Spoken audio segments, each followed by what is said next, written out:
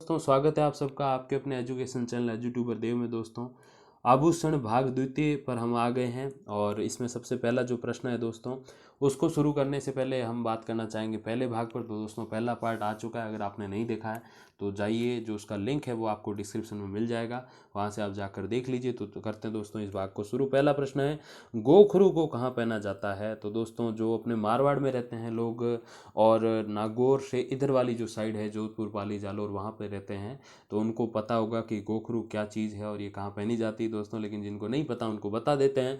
तो गोखरू कहाँ पहना जाता है दोस्तों? कान में, कमर में, कलाई पर, सिर पर। तो दोस्तों गोखरू पहना जाता है कान में। अगला प्रश्न, तांबा और चांदी के मिश्रण से बनी मुद्रिका क्या कहलाती है? खांच, टोडर, पवित्र या खूंगाली। तो तांबा और चांदी के मिश्रण से बनी हुई जो मुद्रिका होती है दोस्तों वो कहलाती है पवित्री। अगले प्रश्न की तरफ बढ़ते हैं। अग्रलिखित में से पुरुषों का आभूषण कौन सा है? टीकड़ा, बलेवड़ा, मोहरण या फिर झालर। तो दोस्तों पुरुषों का जो आभूषण है वो है बलेवड़ा। अगला प्रश्न दोस्तों, निम्नलिखित में से असत्य क्या है? डंट कड़ो गले का आभूषण, खांच स्त्रियों द्वारा धारण किया जाने वाला चूड़ा, टोडर पुरुषों के पांवों का स्वर्णाभूषण, सुर्ग वाली एक कर्णाभूषण। तो इनमें से दोस्तों गलत कौन सा है? तो गलत कथन है वो है दोस्तों डंट कड़ो, क्योंकि ये कोई गले का आभूषण नहीं है, ये हाथों का आभूषण होता है। अगला प्रश्न, निम्नलिखित में से गले में धारण करने वाले आभूषण कौन कौन से हैं? खींवली, खूंगली, तांतणियों, दस मुद्रिका, बटन और हौदल, या फिर ये सभी दोस्तों।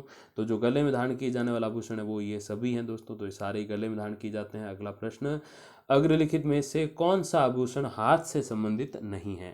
कंकण, नोगरी, चांट या फिर चौफूली नेवरी। तो दोस्तों कौन सा आभूषण है जो हाथ से संबंधित नहीं है? तो दोस्तों वो आभूषण है चौफूली नेवरी, जो कि हाथ से संबंधित नहीं है। अगले प्रश्न की तरफ बढ़ते हैं। निम्नलिखित में से स्त्रियों द्वारा पैरों में पहने जाने वाला आभूषण नहीं है? तोड़ा साट, तेघड़, तीब गट्टो या फिर टोडरो और तोड़ो। तो इनमें से कौन सा आभूषण है जो पैरों में पहने जाने वाला नहीं है? तो वो है तीब गट्टो, बाकी सारे पैरों में पहने जाने वाले होते हैं। अगला प्रश्न, निम्नलिखित में से असत्य कथन कौन सा है? छैल कड़ो हाथों में पहने जाने वाला आभूषण है। डोडी चूड़े के नीचे पहना जाने वाला जो आभूषण है वो डोडी। खूंगाली पैरों का आभूषण। पंचमाणियों मेवात क्षेत्र के लोगों का कंठ का आभूषण। तो इनमें से कौन सा गलत है दोस्तों?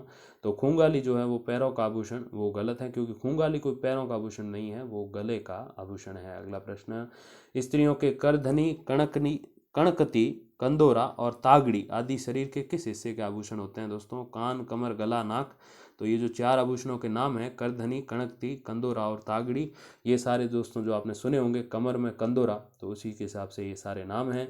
अगला प्रश्न, किसान स्त्रियों की बाह का चांदी का आभूषण क्या कहलाता है? जो किसान स्त्रियां होती हैं उनकी जो स्त्रियां जो होती हैं किसानों की, वो बाह में जो चांदी का आभूषण धारण करती है वो क्या कहलाता है? आरिस, अड़कनी, एरंग पत्तो या फिर ओगनिया। तो वो कहलाता है दोस्तों अड़कनी। अगला प्रश्न, निम्नलिखित में से भुजा पर बांधने का ताम्रभूषण जो होता है वो कौन सा होता है? ताम्रभूषण मतलब तांबे से बना जो आभूषण होता है वो ताम्रभूषण कहलाता है दोस्तों। तो कौन सा है? अणत, काचर, कंकणी या कोकरू।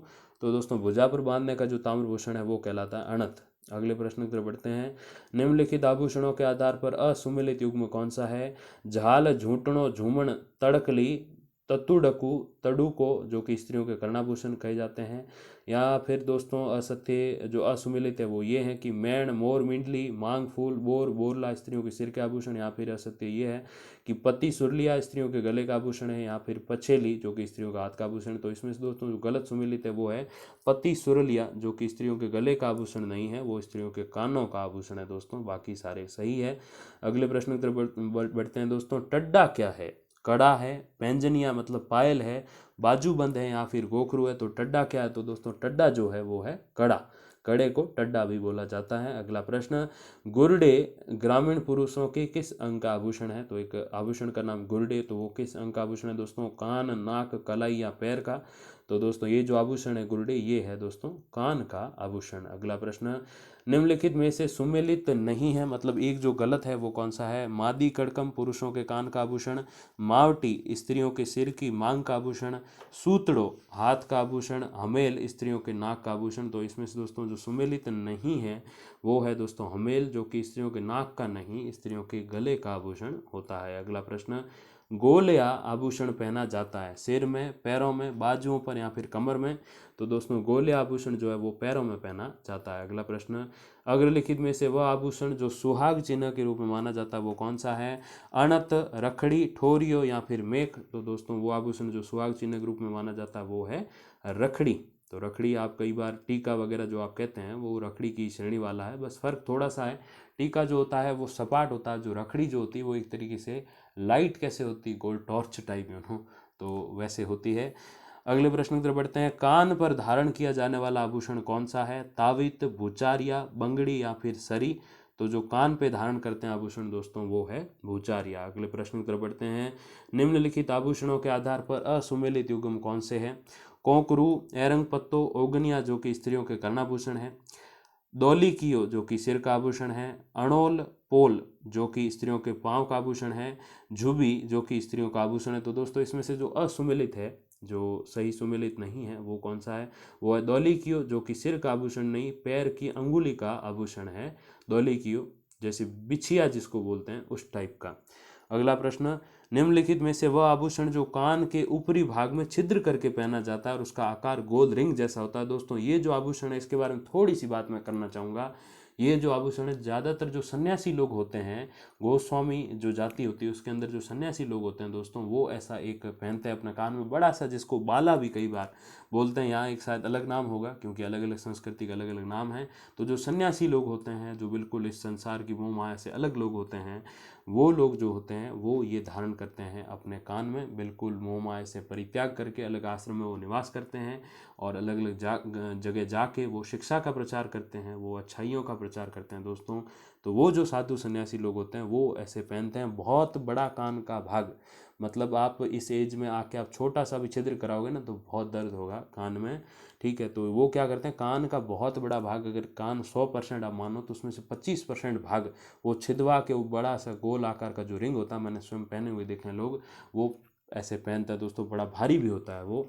तो उसको क्या कहा जाता है दोस्तों, जो रिंग के आकार का होता है? अड़कणी, चूप, घास या पीपल पत्र? तो दोस्तों पीपल पत्र कहा जाता है। देसी भाषा में उसको कड़ा, जो कान का कड़ा भी कहते हैं दोस्तों। अगला प्रश्न, ठूसी नामक आभूषण कहाँ पहना जाता है? नाक, हाथ, पैर या गला? तो ठूसी नामक जो आभूषण है दोस्तों वो पहना जाता है गले में। अगला प्रश्न, सोवन पान आभूषण का संबंध किस अंग से है? हथेली, पैर, सिर या कान से? तो सोवन पान नामक जो आभूषण है दोस्तों उसका संबंध है हथेली से। ये हथेली के ऊपरी भाग में पहना जाने वाला आभूषण है। ये पान के आकार का होता है, एक और कलाई से और दूसरी और अंगुलियों से जुड़ा होता है दोस्तों। ये जो छोटा सा एक गहना होता है, जो आभूषण होता है, वो कई बार जो बच्चे जब जो है छोटे से होते हैं और ढूंढ जो ले जाई जाती है उनके ननिहाल वालों के द्वारा, उनके मामा या नाना की तरफ से, छोटी सी उसमें भेंटें होती हैं, थोड़ा सा गहना होता है, वस्त्र होते हैं, खुशी में ले जाई जाती है। तो दोस्तों उसमें ये वो ले जाते हैं, जिसमें जो पीछे कलाई पे घड़ी जैसा बंधा होता है और आगे चैनें होती हैं और वो अंगूठियां अलग अलग अंगुलियों में बंधी होती है। अगर उसके ननिहाल वाले नाना वगैरह कोई थोड़े से आर्थिक रूप से सुदृढ़ हैं, थोड़े अच्छे हैं, तो वो ज़्यादा अंगूठियों वाली वो चैन लेके जाते हैं। और अगर सुदृढ़ नहीं है, कोई थोड़े से कम आर्थिक स्थिति अच्छी है जिनकी, तो अगर वो तो एक ही चेन वाला ले जाते हैं। तो दोस्तों उसको बोलते हैं, ये जो हथेली में पहना जाता है ये आभूषण जो है पान के आकार का होता है, एक और कलाई से और दूसरी और अंगुलियों से जुड़ा होता है। इसका नाम क्या है दोस्तों? सोवन पान। अगले प्रश्न की तरफ बढ़ते हैं। निम्नलिखित आभूषणों के आधार पर असुमेलित युग्म कौन सा है दोस्तों? सुवा, भलको, श्रृंगार पट्टी, सरक्यारो जो कि सिर से संबंधित है, गुठलो सिर से संबंधित है, मेख स्त्री और पुरुष दोनों के दांतों में जड़ी सोने की चूप, वो तो मैंने पिछले वीडियो में बताया था लास्ट में, कुड़कली जो कि कान का आभूषण। तो दोस्तों इसमें से असुमेलित युग्म कौन सा है? तो वो है गुठलो, जो कि सिर पे नहीं दोस्तों, ये पैर की अंगूठी जो होती है उसको गुठलो कहा जाता है। अगला प्रश्न, निम्नलिखित में से स्त्रियों के कान का आभूषण कौन सा है? झूठनों, ठोरियो, उपयुक्त दोनों या फिर इनमें से कोई नहीं? तो स्त्रियों के जो कान का आभूषण है दोस्तों वो कहलाता है उपयुक्त दोनों, यानी कि झूठनों और ठोरियो दोनों। अगला प्रश्न, स्त्रियों द्वारा धाणा पुंछी किस अंग में पहना जाता है? हाथ में, कान में, नाक में या पाँव में? तो दोस्तों धाणा पुंछी जो है वो पहना जाता है हाथ में। अगले प्रश्न की तरफ बढ़ते हैं। अग्रलिखित में से दांतों का विशेष आभूषण कौन सा है? पवित्री, धांस, बुलाक या मावटी? तो दांतों का विशेष जो गहना है वो है धांस। अगला प्रश्न, स्त्रियों द्वारा पाँव में पहनी जाने वाली पायल का दूसरा नाम क्या है? जेलड़, झूठणों, कोकरू या नेवर? तो दोस्तों वो है नेवर। कई सारे गांव में अभी भी उसको नेवरी ही बोला जाता है। पायल भी बोलते हैं, पेजाब भी बोलते हैं, ठीक है, चैन भी बोलते हैं। तो आप समझ जाइए कि कितने सारे नाम हैं पायल के। निम्नलिखित आभूषणों के आधार पर असुमिलित युग्म कौन सा है? बाला, पीपल पान स्त्रियों का कर्णाभूषण, गोफन नाक का आभूषण, नुपुर तोड़ो स्त्रियों के पाँव का आभूषण, और चूंब ऊपर के दांतों में छेद करके जड़वाया गया चांदी या सोना। तो दोस्तों इसमें से जो गोफन नाक का आभूषण जो है ये गलत है। गोफन जो है स्त्रियों की बालों की वेणी में गुथा जाने वाला जो आभूषण होता है वो होता है। दोस्तों अगले प्रश्न की तरफ नहीं बढ़ेंगे क्योंकि ये लास्ट क्वेश्चन था। और अगर आपको वीडियो अच्छा लगा तो करिए लाइक और करिए शेयर, और thank you very much for watching. धन्यवाद, नमस्कार। और जल्द ही करंट अफेयर्स आने वाले हैं अपने अप्रैल मंथ के, अब मई लग चुका है। तो दोस्तों जो जो इंटरेस्टेड हैं करंट अफेयर के क्वेश्चंस के बारे में तो जल्द ही चैनल से जुड़े रहें, और जल्द ही वो वीडियोज़ आपके सामने आने वाले हैं। विस्तृत रूप से हम लोग करंट अफेयर पे क्वेश्चन लेके आने वाले हैं। Thank you very much.